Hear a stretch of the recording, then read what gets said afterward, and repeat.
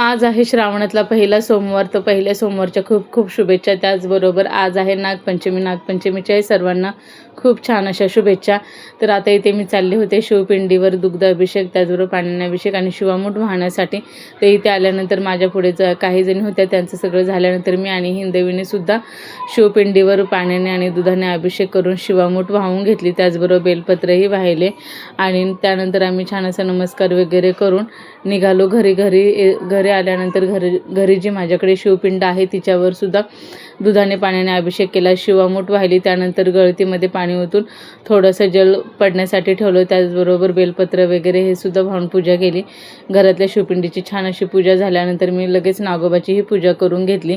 आणि आज बनवायच्या होत्या पुरणपोळीचा नैवेद्य बनवायचा होता, पण आज तवा लवकर ठेवत नाही, म्हणजे 12 वाजेपर्यंत तरी तवा ठेवत नाहीत गॅसवर, म्हणून मी तवा न ठेवता आता बाकीचं सगळी तयारी करून घेतलेली होती आणि फक्त पुरणपोळी राहिलेली होती. तर पुरणपोळी करण्यासाठी घ्यायची होती, पण आता म्हटलं 12 वाजेपर्यंत तरी ॲटलिस्ट थांबते आणि नंतर एक सव्वा एकच्या नंतर मग पुरणपोळी वगैरे बनवली. पुरणपोळीचा वगैरे सुद्धा नैवेद्य दाखवला.